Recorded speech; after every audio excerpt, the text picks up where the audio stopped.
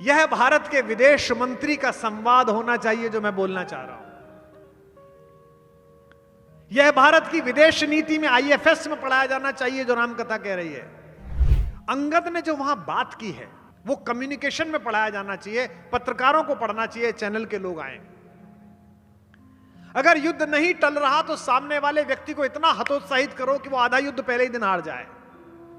तो अंगद हाथ जोड़ के बोला, अंकल जी हम किष्किंधा में रहते थे, हमने सोने का चोर देखा, हमने चांदी का चोर देखा, दूसरे की पत्नी का चोर नहीं देखा था, देखने के लिए आए थे कैसा लगता है।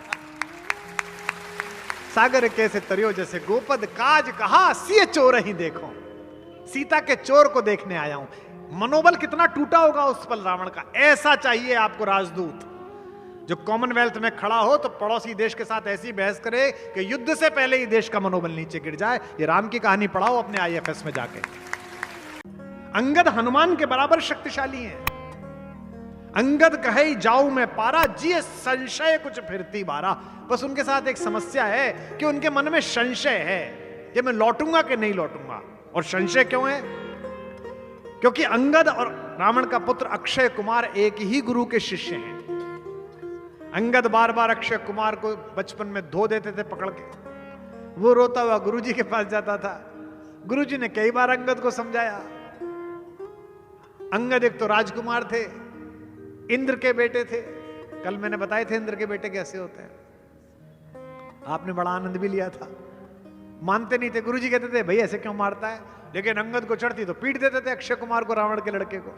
तो गुरुजी ने गुस्से में एक बार शाप दिया कि अगर अक्षय कुमार पर तूने हाथ भी उठाया तो तू मर जाएगा। यही संशय उनके मन में था कि मैं गया और सामने अक्षय कुमार मिल गया तो इसलिए समस्या हो जाएगी। और रावण को भी यह पता था कि बंदर आया है तो अंगद आया होगा, इसलिए आपने देखना कि सबसे पहले उसने अक्षय कुमार को भेजा। पुनि पठयऊ तेई अक्ष कुमारा, चला संगले सुबट अपारा। अंगद को कब भेजा? जिस दिन युद्ध होना था उससे पहली रात। यह भारत के विदेश मंत्री का संवाद होना चाहिए जो मैं बोलना चाह रहा हूं। यह भारत की विदेश नीति में आईएफएस में पढ़ाया जाना चाहिए जो रामकथा कह रही है। युद्ध को हम अंतिम समय तक टालेंगे,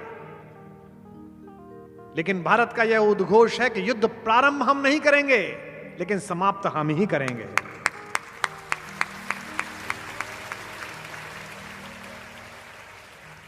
युद्ध जिस दिन होना है उससे पहली रात्रि में भगवान ने कहा युद्ध परिषद में बैठकर, विभीषण एक बार फिर आपके भाई से बात की जाए क्या? मैं नहीं चाहता कल निरपराध लोग मारे जाएं। विभीषण ने कहा भगवान वो मानेंगे नहीं, मैं जानता हूं उनको, युद्ध अवश्यंभावी है।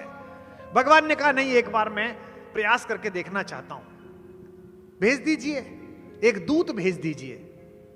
जैसे ही दूत का नाम हुआ हनुमान खड़े हो गए। सर, भगवान ने कहा नहीं तुम नहीं, तुम पिछली बार गए थे, बड़ा कष्ट हुआ उसको, ऐसा आदमी भेजो जिसे देख के वो प्रसन्न हो। तो अंगद से कहा गया तुम जाओ। अंगद ने जो वहां बात की है वो कम्युनिकेशन में पढ़ाया जाना चाहिए, पत्रकारों को पढ़ना चाहिए, चैनल के लोग आए। अगर युद्ध नहीं टल रहा तो सामने वाले व्यक्ति को इतना हतोत्साहित करो कि वो आधा युद्ध पहले ही दिन हार जाए। जैसे ही रावण को पता चला कि राम जी ने दूत भेजा है तो रावण बड़ा प्रसन्न हुआ। उसे लगा कि राम डर गए। अहंकारी आदमी विनम्रता को कायरता समझता है, यह सामान्य प्रक्रिया है। रावण भी भयंकर अहंकारी है। उसने तुरंत राजसभा बुलाई अपनी और चारों तरफ अपने राज्यसभा के सदस्य इकट्ठे किए हुए। चमचे, चमचे समझते हैं आप? चमचे की पहली क्वालिटी यह है कि वो भरे हुए बर्तन में लगता है और जब तक माल निकलता है तब तक चुप रहता है। जैसे ही पतीला खाली हो जाता है फिर टन टन टन टन बोलना शुरू करता है। चमचा टाइमिंग समझता है। तो चमचा मंडल बैठा। रावण ने कहा कि हा देखो डर गया, दूध भेजा है शांति के लिए।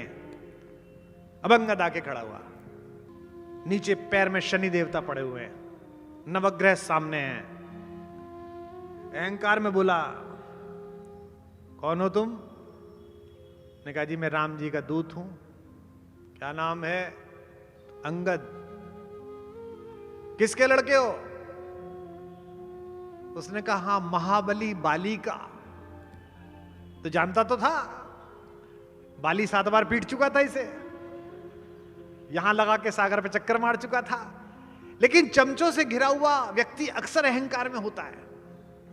वो झूठे किस्से सुनाता है चमचों को, और चमचे खुश रहते हैं। अरे ऐसा कर दिया था हमारे नेताजी ने एक बार। भाई साहब क्या बात कर रहे हो आप? एक रात में चुनाव बदल दिया था। बोला किसके? कौन के सुत? महाकवि केशव लिखते कौन के सुत? कहता बाली के। अंगद से बोलता को बाली? कौन बाली? तो अंगद मुस्कुरा के बोला न जानिए, याद नहीं आया? वही बाली जिन्होंने आपको 7 बार मारा और सागर के चक्कर लगा। मैं उन्हीं का बेटा हूं अंकल जी। फिर गोल कर गया, डर गया। कौन के सुत?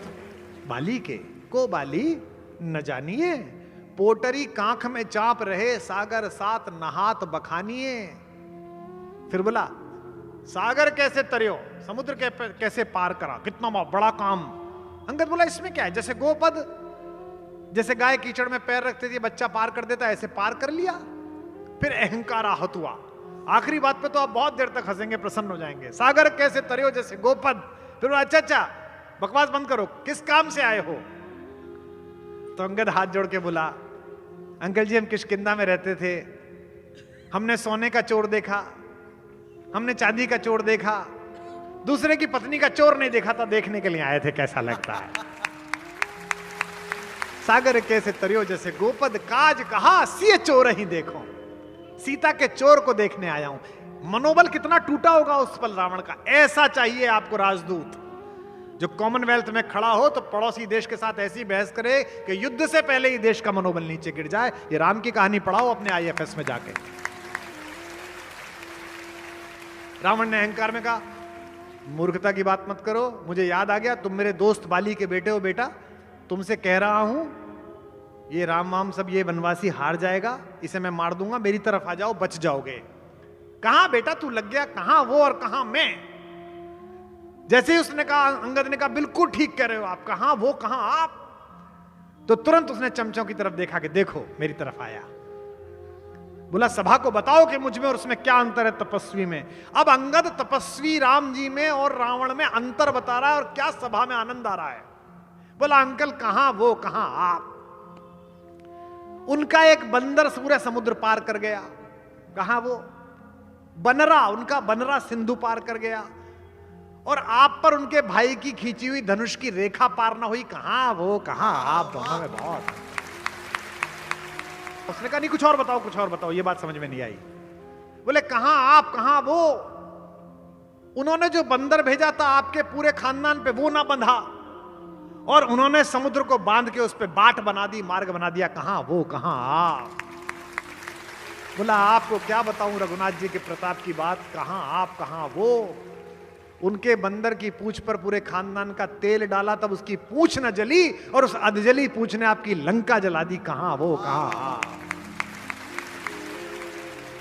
कि सिंधु तर्यो उनको बनरा, सिंधु तर्यो उनको बनरा, तुम पे धनुरेख गई न तरी, तुम पे धनुरेख गई न तरी, तुम पे धनुरेख गई न तरी।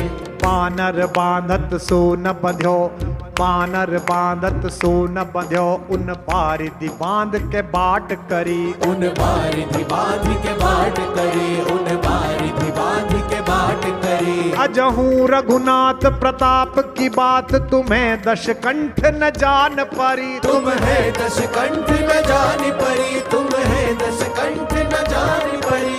तेलन तूलन पूंछ जरी, तेलन तूलन पूंछ जरी, न जरी गढ़ लंक जराय जरी, न जरी गढ़ लंक जराय जरी, न जरी गढ़ लंक जराय जरी, न जरी गढ़ लंक जराय जरी, न जरी गढ़ लंक जराय जरी। बोलो बजरंग बली की। इस समय का सदुपयोग कैसे करना है, किधर जाकर करना है, यह राम की कथा सिखाती है। आप में से बहुत सारे लोग पूछ सकते हैं कि जी मुझे क्या फायदा होगा। मैं हरिद्वार में गंगा जी के तट पर अपने अपने राम करने गया। महामना मदन मोहन मालवीय जी जो भारत रत्न है, आज से 100 साल पहले, 100 से भी अधिक साल पहले गंगा सभा की स्थापना की।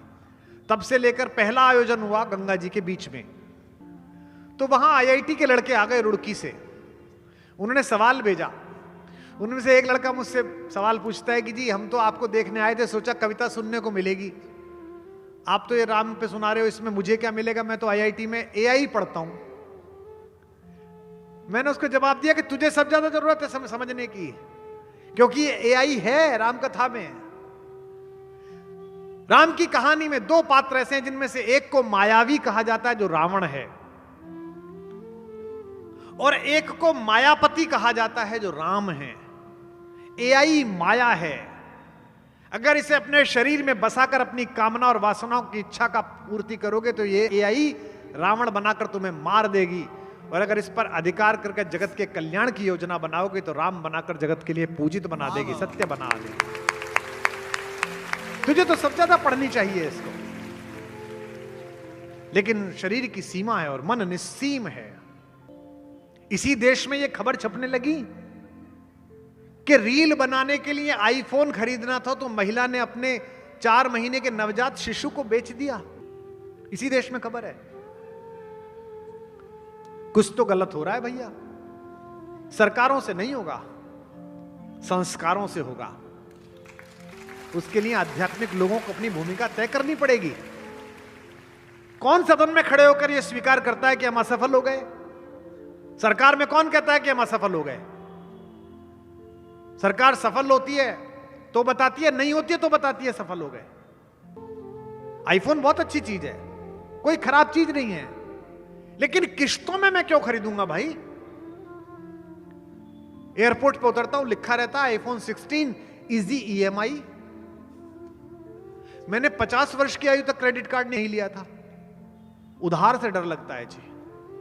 और आज हालत ये हो गई है, जिस पर जितना उधार है वो उतना ही दिलदार है, क्योंकि आपने सारा आकर्षण साधनों में बांध दिया है। बड़ी गाड़ी है तो प्रसन्न हो, फिल्टर लगी हुई फोटो देखते हो और सोचते हो कि यही सत्य है, और जब सत्य सामने आ जाता है तो बुद्धि पे फिल्टर लग जाता है कि देखा कुछ था निकला कुछ और, ये तो फिर चिंतित होते हो। एक वायवीय मायावी जगत है जिसको वास्तविक जगत में ढूंढ रहे हो आप, और यही समस्या है आपकी। एडिट की हुई 50 सेकंड की रील, उसे सत्य समझ रहे हो आप, और जो रियल जिंदगी अनएडिटेड है उसको सत्य ही नहीं समझ रहे हो। यही कष्ट है आपके जीवन में। जवान लड़के जितने बैठे उनसे कह रहा हूं, अपनी इच्छाओं को सीमाओं में बांधे रखो, अपनी इच्छाओं को सीमाओं में बांधे रखो, वरना ये शौक गुनाहों में बदल जाएंगे। पुरुषार्थ पैदा करो। पहली कविता 100 रुपए में पढ़ी, रोडवेज की बस में चलते समय इसी को उपलब्धि मानते थे कि कोने वाली सीट मिल गई। अब जो नया लड़का लिखता है, नई लड़की लिखती है, कल भी यहां कुछ बच्चे आए थे नए लिखने वाले, वो परसों मेरा यहां से जाते हुए फोटो देखेंगे अगर मैं किसी निजी विमान से गया, उनको लगता है हम पैदा ही इसमें हुए थे। ऐसा नहीं है भैया, ये मुश्किल लगी है, यहां तक आने में 36 साल लगे हैं। खुद से चलकर नहीं है तर्जे सुखन आया है, पांव दाबे हैं बुजुर्गों के तो फन आया है, तब जाकर यहां पर बहुत जल्दी में आदमी बड़ी तेजी से। कबीर तुझे पुकारता है कि इस गाड़ी को, शरीर की गाड़ी को जरा धीरे हाँक। इसलिए धीरे हाँक, अपने लिए नहीं, क्योंकि इसके अंदर राम बैठा है। अगर अतिथि अंदर अच्छा बैठा हो तो गाड़ी सभ्यता से चलानी चाहिए, अच्छे से चलानी चाहिए। मेरे उत्तर प्रदेश का कबीर कहता है, भारत का कबीर कहता है, जरा हल्के गाड़ी हाँको मेरे राम गाड़ी वाले, जरा हल्के गाड़ी हाँको मेरे राम गाड़ी वाले, जरा धीरे धीरे गाड़ी हाँको मेरे राम गाड़ी वाले, जरा धीरे धीरे गाड़ी हाँको मेरे राम गाड़ी वाले। देखो कितने ज्यादा हम अजीब लोग हैं। सांस निकली नहीं कि संबंध समाप्त। यही आदमी आधा घंटा पहले फूफा जी था, चाचा जी था, भाई साहब था, पति था, आधा घंटे बाद इसका संबोधन बदल गया, ये बॉडी हो गया बॉडी। और बड़े खुश हो तुम कि हम हैं, तुम कुछ नहीं हो, मैं कुछ नहीं हूं भाई। घर वाले पूछते हैं बॉडी उठाओ, भाई साहब बॉडी कब उठेगी? वो अमरावती से फूफा जी आ जाएं, वो वहीं ज्वाइन कर लेंगे जैसे नौकरी लग रही हो। और इसको लेके आदमी गुमान करता है कि मैं अभिमानी लोगों को देखकर अक्सर सोचता हूं नितिन जी कि इनको समझ में नहीं आती है, ये पट्टा लेके आए पृथ्वी का कि यही रहेंगे, इन्हीं की चलेगी। अंत में सबको बॉडी होना है। 4 जना मिल माथे उठायो बांधी काठ की घोड़ी। 4 जना मिल माथे उठायो बांधी काठ की घोड़ी। 4 जना मिल माथे उठायो बांधी काठ की घोड़ी। 4 जना मिल माथे उठायो बांधी काठ की घोड़ी। ले जाके मरघट में रख दी फूंक दिनी जस होरी रे भैया, हल्के गाड़ी हाको मेरे राम गाड़ी वाले। जरा हल्के गाड़ी हाको मेरे राम गाड़ी वाले। जरा धीरे गाड़ी हाको मेरे राम गाड़ी वाले। जरा धीरे धीरे गाड़ी हाको मेरे राम गाड़ी वाले। जरा हल्के गाड़ी हाको मेरे राम गाड़ी वाले। जरा जरा आहा जरा हल्के गाड़ी हाको मेरे राम गाड़ी वाले। मेरे राम गाड़ी वाले घनश्याम गाड़ी वाले। मेरे राम गाड़ी वाले घनश्याम गाड़ी वाले। किसी से प्रेम करने के लिए उसकी उपस्थिति और अनुपस्थिति दोनों आवश्यक है। या तो वो आपके सम्मुख है तो आप प्रेम कर रहे हैं, या आपकी आंखों से ओझल है तो आप प्रेम के गाने गा रहे हैं सबसे मधुर वो गीत जिन्हें हम दर्द के स्वर में गाते हैं। जब हद से गुजर जाती है खुशी, आंसू भी छलक कर आते हैं।